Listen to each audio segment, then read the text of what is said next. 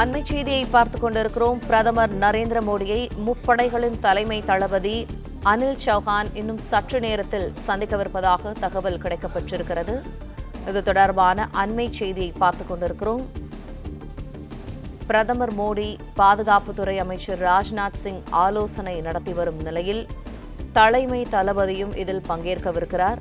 இன்னும் சற்று நேரத்தில் தலைமை தளபதி அனில் சௌஹானை பிரதமர் நரேந்திர மோடி சந்திக்கவிருப்பதாக தகவல் வெளியாகியிருக்கிறது.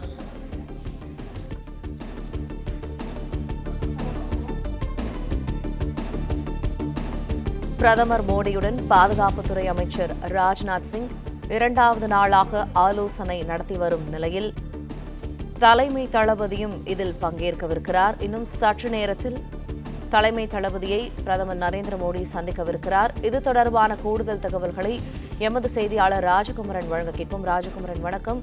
இந்த சந்திப்பின் முக்கியத்துவம் என்ன, விவரங்கள்?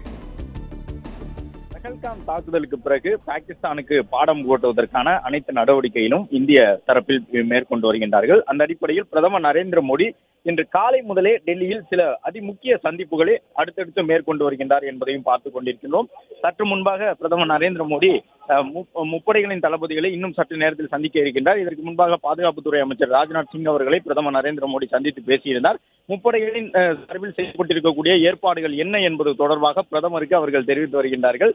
இந்த நிலையில் அடுத்த கட்டமாக முப்படை தளபதி சந்தித்து ஆயத்த நிலை தொடர்பான தகவல்களை கூறுவார் என்று எதிர்பார்க்கப்படுகின்றது. ஏற்கனவே இந்திய ராணுவத்தின் சார்பில் பல்வேறு விவரங்கள் வெளியிடப்பட்டிருந்தன. அப்படி போர்க்கப்பல்கள் தயார் நிலையில் நிறுத்தி வைக்கப்பட்டதாக சொல்லப்பட்டிருந்தது. INS விக்ரமாதித்யா, INS சூரத் உள்ளிட்ட அந்த போர்க்கப்பல்கள் அனைத்தும் தயார் நிலையில் இருக்கின்றன. தேவையான சோதனைகளையும் இந்திய ராணுவம் அவ்வப்போது மேற்கொண்டு அது குறித்த விவரங்களை தெரியப்படுத்தி வருகின்றது.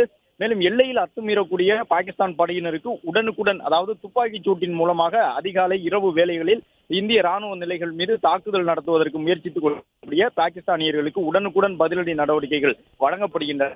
இந்த சூழ்நிலையில் தான் அடுத்த கட்டமாக செய்ய போகின்ற பணிகள் என்னென்ன திட்டங்களை இருக்கின்றன என்பது தொடர்பாக பிரதமரை சந்தித்து முப்படைகளின் தளபதி இன்னும் சற்று நேரத்தில் அது குறித்த விளக்கங்களை வழங்க இருக்கின்றார். அதன்படி பிரதமர் நரேந்திர மோடியை முப்படைகளின் தலைமை தளபதியான அனில் சௌஹான் இன்னும் சற்று நேரத்தில் சந்திக்க இருக்கின்றார். பிரதமர் நரேந்திர மோடி பாதுகாப்புத்துறை அமைச்சர் ராஜ்நாத் சிங் இடையே தற்போது ஆலோசனை நடைபெற்று வரக்கூடிய சூழ்நிலையில் அடுத்த கட்டமாக தலைமை தளபதி அனில் சௌஹானும் பிரதமரை சந்தித்து பேசுகின்றார். அதன்படி இந்த சந்திப்பின் பொழுது சில முக்கிய விஷயங்கள் பேசப்பட இருக்கின்றன. ஏற்கனவே குறிப்பிட்டவாறு இந்த கடற்படை, வான்படை, தரைப்படை என்று 3 படையினரும் தற்போது தயார் நிலையில் இருக்கின்றார்கள். இந்தியாவை பொறுத்தவரை பாகிஸ்தானுக்கு ராஜ்ய ரீதியில் மட்டுமல்லாமல் ராணுவ ரீதியாகவும் பதிலடி தருவதற்கு தயாராக இருக்கின்றார்கள். பாகிஸ்தான் நாட்டினுடைய அமைச்சர்கள் உள்ளிட்டவர்கள் ஒவ்வொரு நாளும் ஒரு கருத்தை சொல்லி வருகின்றார்கள். ஏற்கனவே இந்தியாவின் மீது அணு ஆயுத சோதனை மேற்கொள்ள வேண்டிய ஒரு அவசியம் ஏற்படும் என்றெல்லாம் எச்சரிக்கக்கூடிய தொண்டிலே பாகிஸ்தான் நாட்டை சார்ந்த சில முக்கிய அரசியல் தலைவர்கள் பேசிக் கொண்டிருக்கின்றார்கள். எங்களிடம் அணு ஆயுதங்கள் இருக்கின்றன, அதை கொண்டு தாக்குதல் நடத்துவோம் என்று பாகிஸ்தான் எச்சரித்துக் கொண்டிருக்கின்றது. மேலும் இந்திய நிலைகளை நோக்கி தங்களுடைய ஆயுதங்கள் தயாராக இருப்பதாகவெல்லாம் அவர்கள் செய்தியை வெளியிட்டுக் கொண்டே இருக்கின்றார்கள்.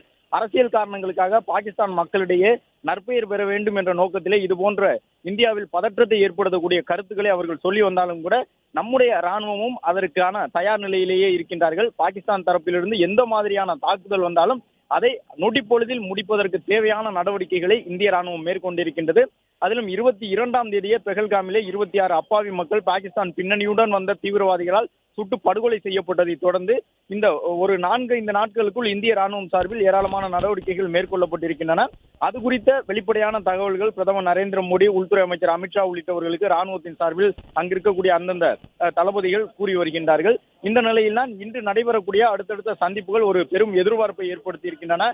இந்திய ராணுவ தரப்பிலிருந்து பதிலடி ஏதேனும் இருக்கலாம் என்று சொல்லப்படுகின்றது. அந்த அளவிற்கு பிரதமருடைய சந்திப்புகள் இன்று முக்கியத்துவம் பெற்றிருக்கின்றன. ஜம்மு காஷ்மீர் எல்லைப் பகுதியிலும் தொடர்ந்து அந்த பகுதியிலே சோதனை நடத்தப்பட்டு வருகின்றது. NIA உள்ளிட்ட அந்த உளவுத்துறை சார்ந்தவர்களும் தற்போது அங்கு விசாரணையில் இறங்கி இருக்கின்றார்கள். தீவிரவாதிகளுடைய வீடுகள் கண்டறியப்பட்டு கிட்டத்தட்ட 9 தீவிரவாதிகளுடைய வீடுகள் தரைமட்டமாக்கப்பட்டிருக்கின்றன. எனவே அனைத்து நிலைகளிலும் தற்பொழுது இந்தியா தயாராகி கொண்டிருக்கின்றது. ஒரு பக்கம் நதிநீரை நிறுத்துவது, முன்னறிவிப்பின்றி நதிநீரை திறந்து விடுவது போன்றவற்றில் ஈடுபடுவதாக சொல்லப்படுகின்றது. அதுபோன்று பாகிஸ்தானை கட்டுக்குள் கொண்டு வருவதற்கான அனைத்து நடவடிக்கைகளையும் மேற்கொண்டு வருகின்றார்கள். உலக அரங்கில் பாகிஸ்தான் நாடு தற்பொழுது இந்தியா எடுத்து வந்த அந்த ராஜ்ஜிய நடவடிக்கைகளின் காரணமாக தனிமைப்படுத்தப்பட்டிருக்கின்றது. ஈரான் உட்பட அந்த இஸ்லாமிய கூட்டமைப்பில் இருக்கக்கூடிய அனைத்து நாடுகளுமே இந்தியாவின் நிலைப்பாட்டுக்கு தங்களுடைய வெளிப்படை ஆதரவை வழங்கி இருக்கின்றார்கள். பாகிஸ்தானை வெளிப்படையாக ஆதரிப்பதற்கு உலகின் எந்த ஒரு நாடும் தற்போது தயாராக இல்லை. எனவே ராஜ்ய ரீதியாக இந்தியா அதுபோன்ற முன்முயற்சிகளை எடுத்திருக்கின்றது. அதில் வெற்றியும் பெற்றிருக்கின்றது கடந்த 4 நாட்களாக. இந்த நிலையில்தான் அந்த நதிநீர் ஒப்பந்தம் ராஜ்ய ரீதியிலான நடவடிக்கைகள் மட்டுமல்லாமல் தேவைப்பட்டால் ராணுவ நடவடிக்கைக்கும் இந்தியா தயங்காது என்று சொல்லப்பட்டிருக்கின்றது. அதற்கு ஏற்ற முறைகளில் தான் தற்போது இந்த ஆலோசனை கூட்டங்கள் எல்லாம் நடந்து கொண்டிருக்கின்றன. ராணுவத்தினுடைய நகர்வுகளை வெளிப்படையாக சொல்ல வேண்டாம் என்று நாட்டு மக்களுக்கு ராணுவத்துறை சார்பில் கேட்டுக் கொள்ளப்பட்டிருக்கின்றது. எனவே ராணுவத்தினுடைய அடுத்தடுத்த கட்ட நகர்வுகள் என்னவாக இருக்கும் என்பது வெளிப்படையாக அறிவிக்கப்படாவிட்டாலும் கூட ராணுவம் ஏற்கனவே வெளியிட்டு இருக்கக்கூடிய அந்த செய்தி குறிப்பின் அடிப்படையில் அரபிக்கடலிலே தேவையான போர் கப்பல்கள் தயார் நிலையில் நிறுத்தப்பட்டிருக்கின்றன. மேலும் இந்தியாவிடம் இருக்கக்கூடிய அதிநவீன ரஃபேல் உள்ளிட்ட சுகோய் உள்ளிட்ட விமானங்கள், போர் விமானங்கள் எல்லாம் தயார் நிலையிலேயே இருக்கின்றன.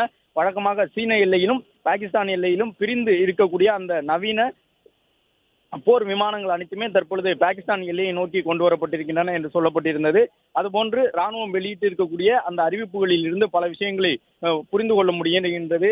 பாகிஸ்தான் தரப்பிலிருந்து ஏதேனும் ஒரு தாக்குதல் நடந்தால் அதற்கு தயார் நிலையில் இருக்க வேண்டும். உடனடியாக அந்த தாக்குதலை முறியடித்துவிட்டு பாகிஸ்தானுக்கு உரிய பதிலடியை தருவதற்கான ஒரு தேவையும் இந்திய ராணுவத்திற்கு எழுந்திருக்கக்கூடிய சூழ்நிலை தான். பிரதமர் நரேந்திர மோடியுடன் பாதுகாப்புத்துறை அமைச்சர் ராஜ்நாத் சிங் தொடர்ந்து இரண்டாவது நாளாக இன்று ஆலோசனை நடத்துகின்றார். இந்த சந்திப்பின் பொழுதே தற்பொழுது ராணுவ தலைமை தளபதியும் பிரதமரை சந்தித்து முப்படைகளுடைய தயார் நிலை தொடர்பான விவரங்களை எடுத்து கூறி வருகின்றனர்.